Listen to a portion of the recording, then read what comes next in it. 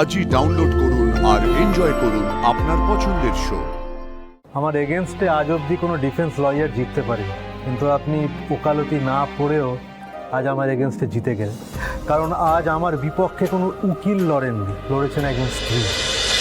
পার্থসারথী রায়কে ভোটে হারিয়ে সোমেশ্বর দত্ত ভুবনপুরের প্রেসিডেন্ট হয়েছে এবং তারপর থেকে পার্থসারথী রায় ক্রমাগত সোমেশ্বর দত্তকে নানাভাবে হেনস্থা করার চেষ্টা করে গেছে, এমনকি প্রাণে মারারও চেষ্টা করেছে। কিন্তু বারবার সোমেশ্বর দত্তর সামনে আমি ঢাল হয়ে দাঁড়িয়েছি। আর এবার কোনো পথ না পেয়ে সোমেশ্বর দত্তকে মিথ্যে মামলায় ফাঁসানোর চেষ্টা করা হয়, কিন্তু এইবারও সোমেশ্বর দত্তর সামনে আমি ঢাল হয়ে থাকবো। আমি আমার সোমের কোনো ক্ষতি হতে দেব না। সমস্ত সাক্ষ্য প্রমাণ ও বাদী বিবাদীর বক্তব্য শুনে আদালত তার সিদ্ধান্ত উপনীত হতে পেরেছে। আদালত তার রায় শোনাবে। আদালত এই সিদ্ধান্তে উপনীত হয়েছে যে এক্সাইজ ডিপার্টমেন্টের দাখিল করা নথি ত্রুটিপূর্ণ। যে বেআইনি মদ বাজেয়াপ্ত করা হয়েছিল তাতে এটা প্রমাণ হয় না যে অভিযুক্ত সোমেশ্বর দত্ত এই মদের ব্যবসা করেন। আদালত তাই এই মামলাটাকে খারিজ করছে। আদালত তাই পশ্চিমবঙ্গ পুলিশ, নার্কোটিক ডিপার্টমেন্ট ও এক্সাইজ ডিপার্টমেন্টের সাথে একত্রে নিরপেক্ষ তদন্ত করার আদেশ দিচ্ছে।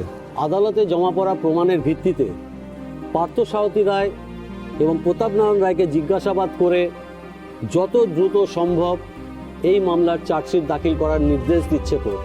এই মামলার অভিযুক্ত সোমেশ্বর দত্তকে ব্যক্তিগত জামিনে মুক্তি দিচ্ছে আদালত।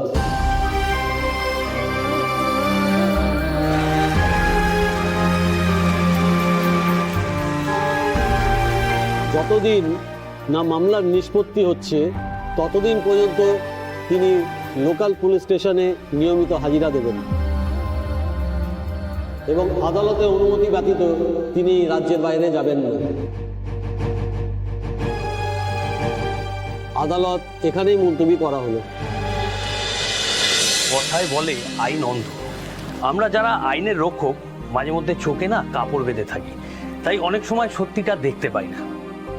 মাঝে মধ্যে আপনাদের মতন লোকরা এসে আমাদের চোখের বাঁধনটা খুলে দেন, তাই অনেক সময় সত্যিটা অধরা থেকে যায়।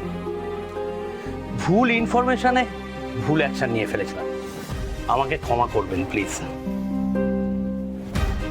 আপনি আপনার কাজ করছিলেন স্যার, আপনার ওপর আমার কোনো অভিযোগ নেই। আশা করি আমার বিরুদ্ধেও আপনার কোনো অভিযোগ নেই। আসলে কি জানেন তো, আমার এগেনস্টে আজ অবধি কোনো ডিফেন্স লয়ার জিততে পারেনি, কিন্তু আপনি ওকালতি না পড়েও আজ আমার এগেনস্টে জিতে গেলেন। কেন জানেন? কারণ আজ আমার বিপক্ষে কোনো উকিল লড়েননি, লড়েছেন একজন স্ত্রী তার নিরপরাধ স্বামীকে বাঁচানোর জন্য। তুমি থাকলে আমার কিচ্ছু হবে না। তুমি তো কোনো অন্যায় করনি সোম। তুমি যখন কোনো অন্যায় করনি তাহলে তোমাকে শাস্তি দেবে কার শাস্তি বলো তো? তুমি আজ আমাকে অনেক বড় কলঙ্কের হাত থেকে বাঁচাতে পারো। আমি কিছু করিনি সোম, যা করেছে মা ভুবনেশ্বরী করেছে। কিন্তু তুমি আমার বিশ্বাস করেছিলে, তোমার পাশে ছিলে। আর একদিন যে তুমি আমার পাশে ছিলে সোম, সেদিন আমি তোমাকে অবিশ্বাস করেছিলাম, বিশ্বাস করিনি তোমাকে। কিন্তু তুমি কোনো দিন আমার ওপর বিশ্বাস হারাওনি।